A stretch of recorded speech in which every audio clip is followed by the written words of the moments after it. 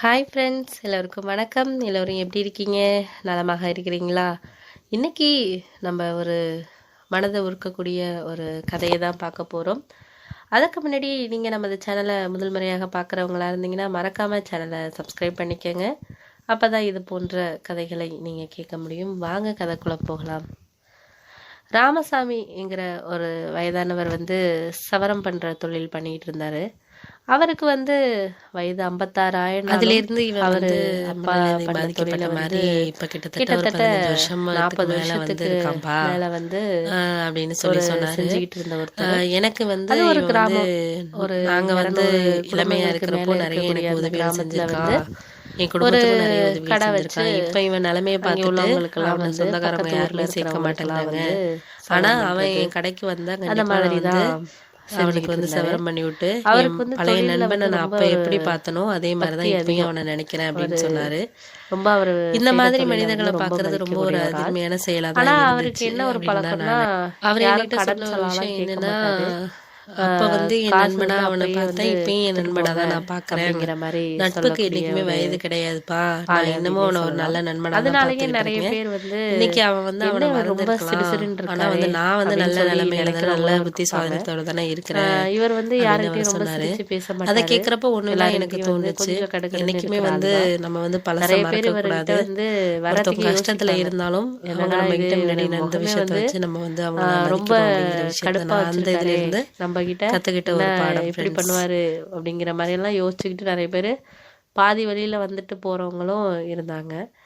சில பேர் அப்பையிலேருந்து இருக்கிறவங்க இவர் குணத்தை பற்றி தெரிஞ்சவங்க, இவர் இப்படி தான், நம்ம ரொம்ப வருஷமாக அவர் அப்படி தானே பார்த்துக்கிட்டு இருக்கோம் அப்படின்னு சொல்லிட்டு அவர் கடைக்கு வாடிக்கையாக வர்றவங்களும் இருப்பாங்க. அந்த சமயத்தில் அந்த ஊருக்கு புதுசாக வேலைக்கு வந்த ஒரு பையன் என்ன பண்ணுறாரு, இவர் கடைக்கு வராரு. ஏன்னா வேறு ஊருக்கு போகிறப்ப விசாரிக்கிறப்போ அவங்க பக்கத்தில் உள்ளவங்க சொல்லியிருக்கிறாங்க, இது மாதிரி ஒருத்தர் ராமசாமின்னு இருக்கிறாரு, அவர் நல்லா முடியெல்லாம் எல்லாம் சரி பண்ணி நல்லா பண்ணுவார்ப்பா, அவர்கிட்ட நீ போய்க்கப்பா அப்படிங்கிற மாதிரி சொல்லியிருக்காங்க. உடனே இவரும் என்ன 2-3 பேர் இப்படி சொல்கிறாங்களே, சரி அவர் கடைக்கு போகும் அப்படின்னு சொல்லிட்டு வந்திருக்கிறாரு. வந்த நேரத்தில் அவர்கிட்ட 2-3 பேர் இவருக்கு முன்னாடி வந்தவங்க இங்கே உட்காந்துருந்துருக்காங்க. சரின்ட்டு இவரும் அப்படியே மொபைல் பார்த்துக்கிட்டே ஏன்னா டைம் போகணும்ல, இன்னைக்கு ஞாயிற்றுக்கிழமைங்கிறதுனால இன்னொரு 3 பேர் பண்ணுறதுக்கு எப்படி 1 மணி நேரம் ஆகும் அப்படிங்கிறதுனால இவர் மொபைல் பார்த்துட்டு உட்காந்துருந்துருக்காரு.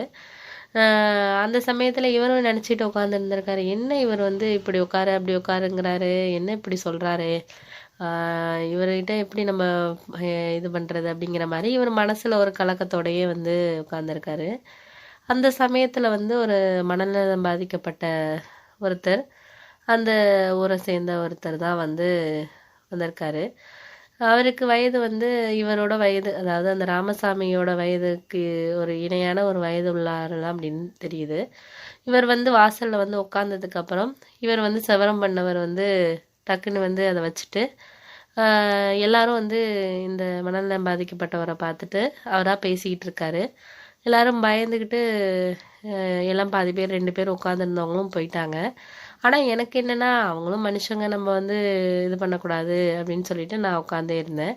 உடனே இவர் போயிட்டு வா அப்படின்னு சொல்லிட்டு அவர் அழைச்சிட்டு வந்தார். எனக்கு உடனே ஆச்சரியமாக இருந்துச்சு, என்னடா இது இவரை போய் அழைச்சிட்டு வராரு அப்படிங்கிற மாதிரி. எனக்கு ஒரு மாதிரி எப்படி சொல்கிறது, அவர்கிட்ட கேட்க முடியாது, ஏன்னா அவர் கடுகடுன்னு பேசுகிறாள். அதனால உன் வேலையை பாருன்னு சொல்லிட்டாருன்னா என்ன பண்ணுறது, நம்ம வர ஊருக்கு புதுசாச்சு அப்படின்னு சொல்லிட்டு நானும் யோசிச்சுக்கிட்டே உட்காந்துருந்தேன். சரி அப்படின்னு சொல்லிட்டு அவரும் அந்த மனநலம் பாதிக்கப்பட்டவருக்கு தாடியெல்லாம் எடுத்து விட்டு சாப்பாடெல்லாம் வாங்கி கொடுத்துட்டு வந்தார். நான் அங்கேயே உட்காந்துருந்துட்டு இதை கேட்டே ஆகணும் அப்படின்னு சொல்லிட்டு நான் போய் அவர்கிட்ட கேட்டேன், ஏன்னா நீங்கள் எல்லாருக்கிட்டையும் ரொம்ப கடுகடுன்னு இருக்கீங்க, நானே பார்த்தேன் 2-3 பேர்கிட்ட அப்படி தான் நீங்கள் பேசுனீங்க, இவரை நீங்கள் இவ்வளோ இதாக இருக்கிறீங்களே, மனநலம் பாதிக்கப்பட்டவர், அவர் எப்படி நீங்கள் இப்படி இது பண்ணுறீங்க அப்படின்னு சொல்லி கேட்டதுக்கு அவர் ஒரு வார்த்தை சொன்னார், நீ இப்போ பார்க்குற இவனை மனநலம் பாதிக்கப்பட்டவனாக இருக்கலாம், இதே ஒரு 30 வருஷத்துக்கு முன்னாடி இவனோட உயிர் நண்பன், இவன் நானும் வந்து சிறு வயதிலேருந்தே ஒரே தட்டில் சாப்பிட்டு ஒன்றா வந்து பழகுன நாங்கள். எனக்கு ஒன்றுனா இவன் துடிப்பான், அவனுக்கு ஒன்றா நான் துடிப்பேன். 2 பேரும் வந்து ரொம்ப நண்பர்கள்ப்பா. குழந்தைங்க வந்து இவனுக்கு வந்து கிடையாது. இவனோட மனைவி வந்து வேறொருத்தர்ட்ட போயிட்டாங்க.